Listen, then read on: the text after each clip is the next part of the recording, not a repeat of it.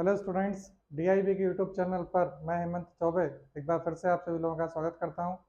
आप सभी जानते हैं कि हम अपने इस चैनल के माध्यम से एमपीपीएससी मेंस में समाजशास्त्र विषय को लेकर के रेगुलर लेक्चर्स प्रोवाइड करा रहे हैं। इसी क्रम में आज से हम एक नई लेक्चर सीरीज़ स्टार्ट कर रहे हैं और वो जो वीडियो लेक्चर सीरीज़ है वो मेंस में जो पेपर 3 है, पेपर 3 का जो पार्ट ए है और उसमें आप जानते हैं कि उसमें इकोनॉमिक्स है। और ये जो इकोनॉमी बोल दीजिए, इकोनॉमिक्स बोलते हैं इसको आप, ये भारत की अर्थव्यवस्था और मध्य प्रदेश की अर्थव्यवस्था को लेकर के है, जिसमें टोटल 5 यूनिट हैं। चलिए इसका एक बार सिलेबस देख लेते हैं। जो सिलेबस है इसका, इसमें जो फर्स्ट यूनिट है वो भारतीय अर्थव्यवस्था के मौलिक पहलू, सेकंड यूनिट कराधान और नीति परिदृश्य।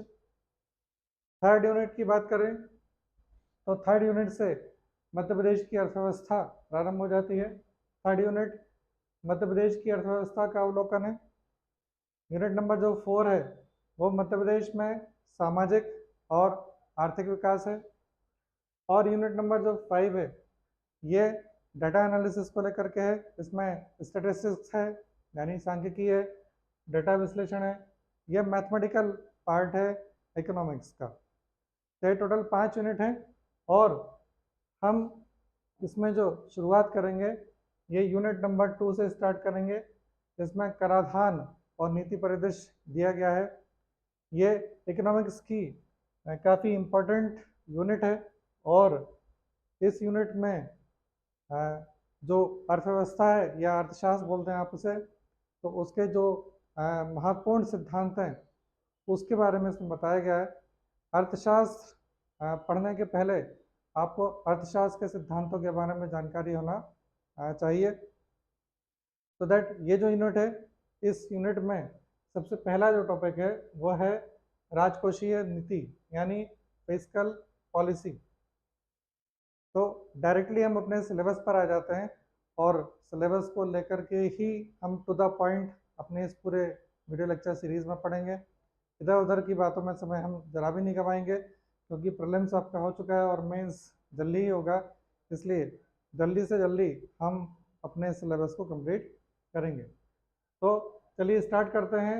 राजकोषीय नीति काफ़ी महत्वपूर्ण टॉपिक है और जब बजट आ जाएगा तो ये जो टॉपिक है ये आपको ज़्यादा बेहतर तरीके से समझ में आ जाएगा।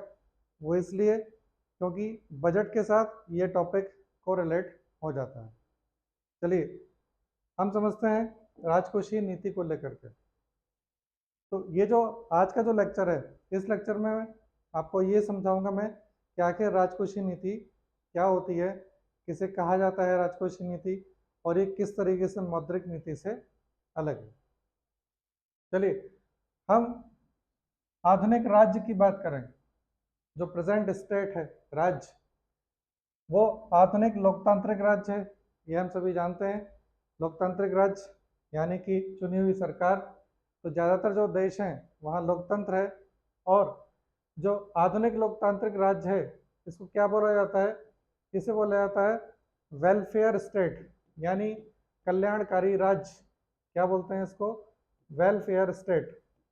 और कल्याणकारी राज्य के रूप में जो चुनी हुई सरकार होती है वो अपने देश के नागरिकों के कल्याण का पूरा पूरा ध्यान रखती है और उसको लेकर के, देश के पूरे कल्याण को लेकर के, जो देश की जनता है उसको लेकर के बहुत सारे जन कल्याणकारी कार्य करती रहती है।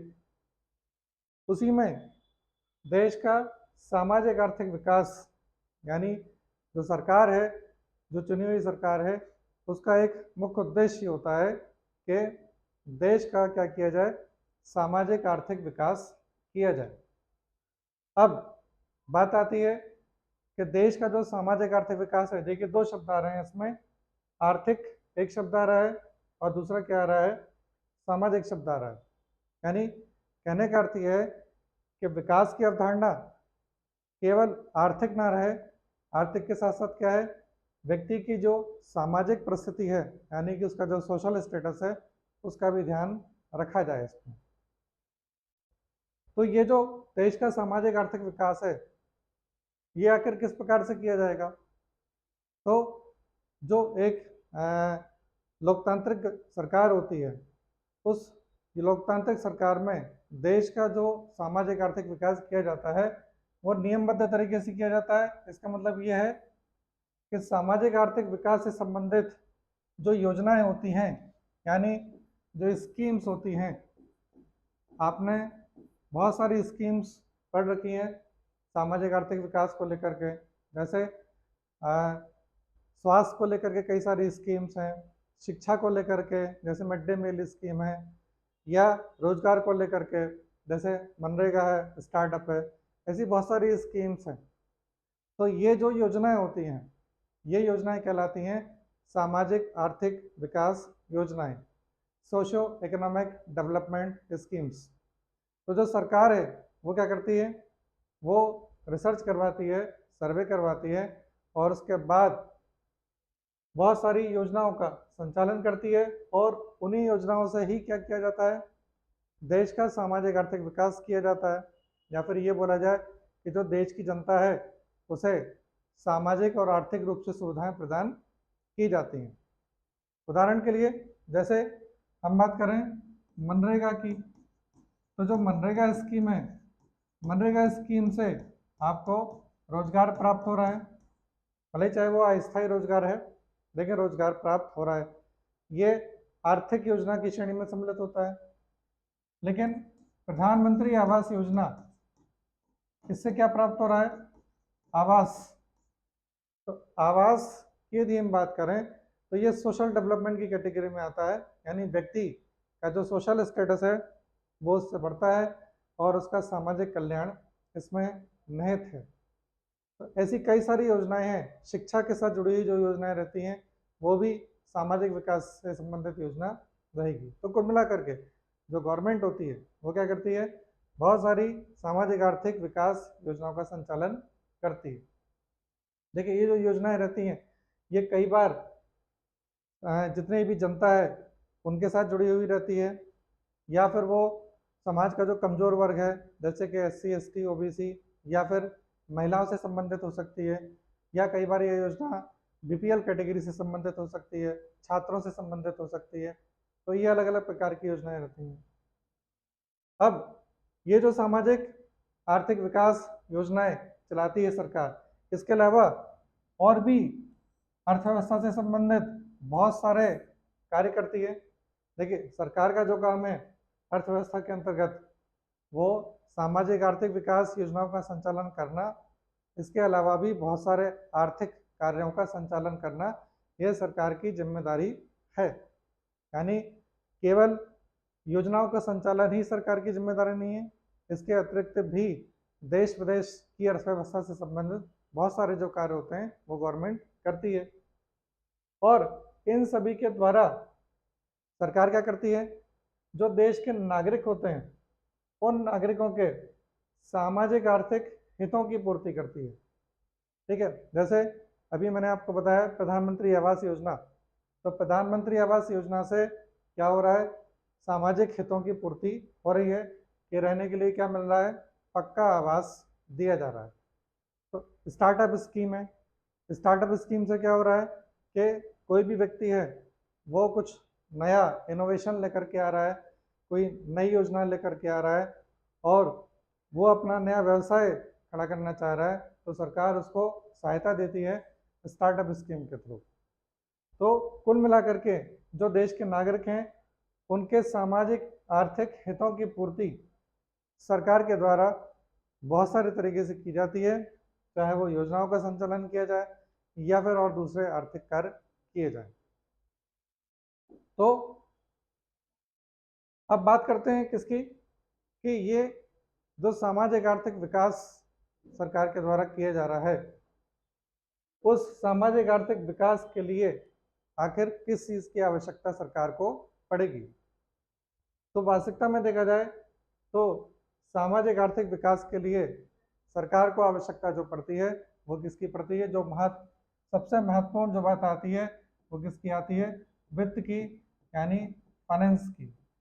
और बिना वित्त के सरकार के द्वारा सामाजिक आर्थिक विकास का संचालन या अर्थव्यवस्था का संचालन संभव नहीं है। जैसे यदि कोई भी योजना है जो सरकार चला रही है, चाहे वो प्रधानमंत्री आवास योजना है या कोई भी योजना है, तो उसमें वित्त की आवश्यकता पड़ती है। और आपने देखा होगा जैसे स्टार्टअप स्कीम है, तो स्टार्टअप स्कीम में जो कोई भी नया इनोवेशन लेकर के आया है उसको बैंक से फाइनेंस कर दिया जाता है। प्रधानमंत्री आवास योजना में भी क्या हो जाता है, बैंक से फाइनेंस कर दिया जाता है। तो कुल मिलाकर के देश का सामाजिक आर्थिक विकास जो सरकार करना चाहती है, उसके लिए सरकार के पास फंड होना जरूरी है, यानी उसके पास वित्त होना आवश्यक है। अब यदि हम बात की जाए कि सामाजिक आर्थिक विकास के लिए ये जो हम बात कर रहे हैं वित्त की, ये आखिर वित्त है क्या? तो यहाँ हम राजकोषीय नीति के अंतर्गत जो वित्त की बात करते हैं तो वो ये आता है कि एक तो व्यय, व्यय का मतलब होता है एक्सपेंडिचर। दूसरी बात राजस्व यानी कि रेवेन्यू। और तीसरी बात आती है ऋण यानी कि डेब्ट। इन तीनों चीज़ों को यदि हम मिला देते हैं तो क्या बन जाता है, वित्त बन जाता है, यानी कि फाइनेंस बन जाता है। कुल मिलाकर के बात यह आ जाती है कि व्यय, राजस्व और ऋण ये तीनों सरकार के पास होना चाहिए। इसको थोड़ा सा हम ज़्यादा डिटेल में देखते हैं। तो कुल मिलाकर के सार्वजनिक व्यय यानी कि पब्लिक एक्सपेंडिचर। अब देखिए सार्वजनिक इसलिए आ रहा है कि गवर्नमेंट जो भी एक्सपेंडिचर करती है वो कैसा होता है, जनता के लिए करता है, जनता के लिए होता है। सरकार अपने लिए खुद नहीं करती है, ठीक है ना, किसके लिए करेगी, वो जनता के लिए करेगी। तो जो पैसा खर्च किया जा रहा है, कोई भी पैसा खर्च किया जा रहा है, सपोज सड़क निर्माण किया जा रहा है, जैसे नेशनल हाईवेज बनाए जा रहे हैं या अस्पताल बनाए जा रहे हैं या फिर स्कूल बनाए जा रहे हैं, कुछ भी, या किसी भी प्रकार की योजना में, तो वो जो खर्च है वो खर्च क्या कहलाता है, सरकार के द्वारा सार्वजनिक व्यय। आपने देखा होगा कि जब बजट आता है, जैसे भी बजट आएगा, तो उसमें अलग अलग क्षेत्रों में सरकार क्या करती है, बजट पास कर देती है, पैसा एलोकेट कर देती है कि इस स्कीम के लिए इतना पैसा एलोकेशन किया जा रहा है, इस स्कीम के लिए इतना किया जा रहा है, रक्षा के लिए इतना किया जा रहा है, रेलवे के लिए इतना, कृषि के लिए इतना पैसा, उद्योग के लिए इतना, एमएसएमई के लिए इतना, और बाकी सारी स्कीम्स के लिए जैसे प्रधानमंत्री आवास योजना के लिए इतना पैसा हमने कर दिए। ये सब क्या कहलाता है, ये सब सार्वजनिक व्यय।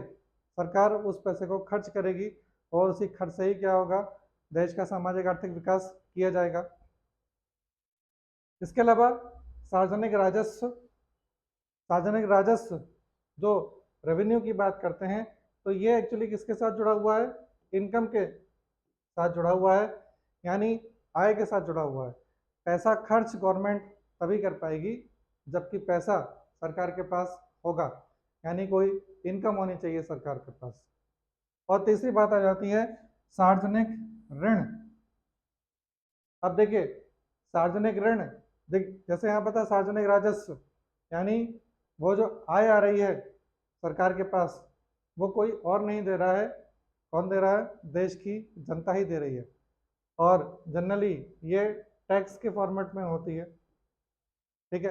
अभी हाल फिलहाल के लिए आप टैक्स के फॉर्मेट में समझ लीजिए इसको। तो टैक्स के रूप में सरकार को जनता पैसा देती है, लेकिन ऐसा जरूरी नहीं है कि जितना पैसा सरकार के द्वारा खर्च किया जाएगा उतना ही पैसा टैक्स में उसको मिल जाएगा सरकार को। ऐसा नहीं होता है, क्योंकि खर्च ज़्यादा होता है। इसलिए क्या आवश्यकता पड़ती है, सार्वजनिक ऋण की, यानी पब्लिक डेब्ट की। ऋण यानी कि उधारी, कहने का अर्थ यह है कि इस व्यय के लिए सरकार को किसी की आवश्यकता पड़ेगी। यदि हम यहाँ पे एक मैथमेटिकल फार्मूला देख लें तो व्यय इक्वल टू राजस्व प्लस ऋण, यानी जो टैक्स से पैसा मिला है वो और जो गवर्नमेंट ने पैसा उधार लिया है वो, दोनों को जब मिला दिया जाएगा तो सरकार जितना पैसा खर्च करेगी वो तैयार हो जाएगा। तो पैसा खर्च जो किया जा रहा है वो सार्वजनिक व्यय कहलाता है, पब्लिक एक्सपेंडिचर कहलाता है। जो टैक्स से पैसा आता है वो पब्लिक रेवेन्यू कहलाता है। और इसके अलावा जो पैसा कम पड़ जाता है व्यय में, वो बाहर से या देश के अंदर से किसी भी रूप में उधार ले लिया जाता है, उसको क्या बोलते हैं हम? सार्वजनिक ऋण बोलते हैं। तो कुल मिलाकर के राजकोषीय नीति को यदि हम परिभाषित कर दें तो राजकोषीय नीति जो मैंने अभी आपको बताया किससे जुड़ी हुई है? सार्वजनिक व्यय से जुड़ी हुई है, सार्वजनिक राजस्व के साथ जुड़ी हुई है और सार्वजनिक ऋण के साथ जुड़ी हुई है। यदि आपसे पूछने में आए 3 मार्कर में कि आखिर राजकोषीय नीति किसे कहते हैं, तो आप बोल सकते हैं कि सार्वजनिक व्यय, कराधान यानी कि टैक्स लगाना, और इसमें डायरेक्ट और इनडायरेक्ट दोनों ही टैक्स होते हैं, इसको डिटेल में हम आगे पढ़ेंगे। सार्वजनिक व्यय, कराधान और सार्वजनिक ऋण से संबंधित नीति क्या कहलाती है? राजकोषीय नीति कहलाती है। इसके द्वारा सरकार क्या करती है? तो इसके अंतर्गत सरकार आर्थिक नीति के विभिन्न उद्देश्यों को प्राप्त करती है। तो कुल मिलाकर के सरकार ने अर्थव्यवस्था के लिए, अर्थव्यवस्था के सुचारू संचालन के लिए, अर्थव्यवस्था में सब कुछ सम्मिलित हो जाएगा। अर्थव्यवस्था में विकास भी सम्मिलित है, रोजगार भी सम्मिलित है, और भी सारी चीज़ें सम्मिलित हैं अर्थव्यवस्था के अंतर्गत। जो कुछ भी आर्थिक गतिविधि हो रही है हमारे देश के अंदर, चाहे वो बैंक कर रहा है, चाहे सरकार कर रही है, वो सब आर्थिक गतिविधियां, और उनके सुचारू संचालन के लिए सरकार जो भी आर्थिक नीति बनाती है, उस आर्थिक नीति के कोई एक तो उद्देश्य होता नहीं है, बहुत सारे उद्देश्य होते हैं आर्थिक नीति के। और उन उद्देश्यों को प्राप्त करने के लिए सरकार जिस नीति का सहारा लेती है उसे क्या बोलते हैं हम? राजकोषीय नीति। और इसके अंतर्गत सरकार क्या करती है? पैसा खर्च करती है, टैक्स से पैसा कलेक्ट करती है, और जो पैसा कम पड़ जाता है वो बाहर से उधार या देश के अंदर से उधार ले लेती है। तो इन तीनों से जुड़ी हुई नीति क्या कहलाती है? राजकोषीय नीति कहलाती है। इसलिए यदि ये बोला जाए, हाँ चलिए अब हम बात करते हैं कि जो आर्थिक नीति है यानी कि देश की जो अर्थव्यवस्था है, उस अर्थव्यवस्था के संचालन के लिए, यानी यदि हम बात करें देश की अर्थव्यवस्था, तो देश की जो अर्थव्यवस्था है उस अर्थव्यवस्था का जो संचालन किया जा रहा है वो बहुत सारी अलग अलग आर्थिक नीतियों के द्वारा किया जा रहा है। अब इन सबको मुख्य रूप से 2 भागों में बांट दें तो एक नीति हमारे देश की जो सबसे बड़ी नीति है, या बोला जाए कि वन ऑफ द बिगेस्ट, यानी जो बड़ी बड़ी नीतियां हैं उनमें से एक बड़ी नीति क्या कहलाती है? मौद्रिक नीति, और इसको हम बोलते हैं मॉनिटरी पॉलिसी। मौद्रिक नीति को क्या बोलते हैं? Monetary policy. दूसरी नीति ये जो मैंने अभी आपको बताया, राजकोषीय नीति, यानी इसको क्या बोलते हैं हम? Fiscal policy. इन दो के द्वारा देश के अंदर जितनी भी अर्थव्यवस्था के घटक हैं उन सभी का संचालन कर दिया जाता है। मौद्रिक नीति जो मॉनेटरी पॉलिसी है वो कौन लॉन्च करता है? ये आरबीआई करता है, रिजर्व बैंक ऑफ इंडिया। और समय समय पर ये जो मौद्रिक नीति होती है इसकी आरबीआई के द्वारा समीक्षा भी की जाती है। और एक्चुअली मौद्रिक नीति जो जुड़ी हुई है वो मुद्रा के साथ जुड़ी हुई है, यानी मनी के साथ जुड़ी हुई है। और मनी का जो लेन देन है वो मुख्य रूप से किसको प्रभावित करता है? वो ब्याज दर को प्रभावित करता है, यानी इंटरेस्ट रेट को प्रभावित करता है। और ये जो ब्याज दर है इसकी एक चेन होती है कि आरबीआई के अंडर में बहुत सारे बैंक होते हैं, और बैंक किसको पैसा देता है? कस्टमर को पैसा देता है। तो आरबीआई और बैंक के बीच में जो ब्याज दर होती है उस ब्याज दर को परिवर्तित करने का काम या ब्याज दर को निर्धारित करने का काम इस मॉनेटरी पॉलिसी से किया जाता है। और आरबीआई जब भी जो इंटरेस्ट रेट्स होते हैं या बैंक रेट, जिसमें आपने पढ़ा होगा सीआरआर है, एसएलआर है, रेपो रेट है, रिवर्स रेपो है, इन सब में मॉनेटरी पॉलिसी के द्वारा आरबीआई क्या करता है, बहुत सारे चेंजेस करता है। मॉनेटरी पॉलिसी आपका अलग टॉपिक है, आप अलग से पढ़ेंगे। तो इस ब्याज दर का नियंत्रण आरबीआई के द्वारा किया जाता है। यदि बाजार में मुद्रास्फीति यानी इन्फ्लेशन ज़्यादा है तो आरबीआई के द्वारा जो सीआरआर, एसएलआर या रेपो रेट इसको बढ़ा दिया जाता है, और मुद्रास्फीति जैसे जैसे कम होती जाती है वैसे वैसे क्या किया जाता है, आरबीआई के द्वारा ये जो इंटरेस्ट रेट हैं धीरे धीरे इनको कम किया जाता है। तो ये मौद्रिक नीति में केवल बैंक, आरबीआई ये सब जुड़े हुए हैं। अब राजकोषीय नीति की जो घोषणा की जाती है या उसका जो निर्धारण किया जाता है वो किसके द्वारा किया जाता है, सरकार के द्वारा किया जाता है। और बजट जब आता है तो बजट के दौरान सरकार पूरी तरीके से अपनी फिस्कल पॉलिसी जनता के सामने लाती है। जैसे भी बजट आएगा तो फिस्कल पॉलिसी सामने आएगी कि बोला जाएगा कि इस वर्ष इतना पैसा खर्च किया जाएगा, और जितना एक अनुमानित सरकार बताती है कि इतना खर्च आज किया जाएगा, उसके बाद एक अनुमान लगाया जाता है कि टैक्सेशन से यानी कर से कितना पैसा आ जाएगा, इसके अलावा हम इतना पैसा बाहर से उधार ले लेंगे।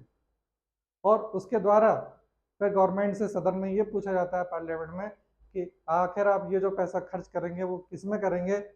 तो सरकार के द्वारा बहुत सारे उद्देश्य होते हैं, और उन उद्देश्यों के बारे में बहुत सारी सरकार की जो स्कीम्स हैं, इंफ्रास्ट्रक्चरल डेवलपमेंट है, नॉन स्ट्रक्चरल डेवलपमेंट है देश का, सरकार उसमें बताती है कि यहाँ यहाँ इन पैसे का खर्च किया जाएगा। और इस जो राजकोषीय नीति है इसके द्वारा वास्तविकता में सरकार क्या करती है, अर्थव्यवस्था की निगरानी करती है बहुत सारे अलग अलग क्षेत्रों की। अर्थव्यवस्था के जो 3 क्षेत्र हैं, प्राथमिक क्षेत्र, द्वितीयक क्षेत्र, तृतीयक क्षेत्र, इन तीनों क्षेत्रों की निगरानी करने का काम कौन सा क्षेत्र कितना कहना चाहिए कि विकास कर रहा है या कहीं ऐसा तो नहीं घाटा हो रहा है। इसमें एक्सपोर्ट इंपोर्ट भी जुड़ जाता है, इंडस्ट्री भी आ जाती है, सर्विस सेक्टर, एग्रीकल्चर, सभी प्रकार के घटक सम्मिलित होते हैं।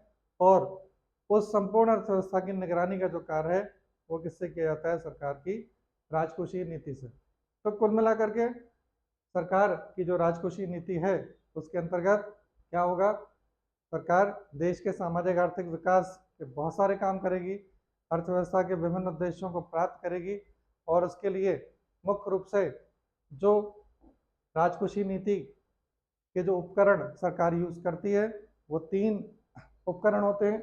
यानी कि टूल्स, उपकरण की बात करें हम तो टूल्स, तो जो फिस्कल पॉलिसी है उसके टूल्स 3 हैं। सार्वजनिक व्यय यानी पब्लिक एक्सपेंडिचर, यानी बजट में सरकार बताती है कि हम इतना पैसा खर्च करेंगे।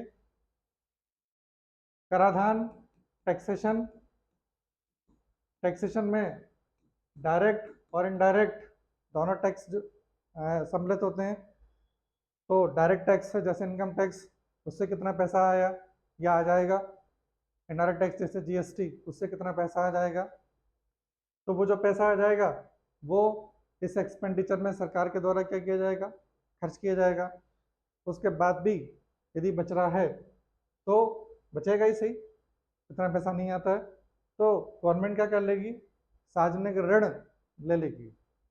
उदाहरण के लिए यदि ये बोला जाए कि सरकार बोलती है कि 100 रुपये का सार्वजनिक व्यय होगा, और इस 100 रुपये में से कुल मिलाकर के 60 रुपये किससे आ जाएंगे, वो रेवेन्यू से आ जाएंगे, यानी कि टैक्सेशन और भी बहुत सारी चीज़ें हैं, आप डिटेल में आगे पढ़ेंगे, उससे आ जाएंगे।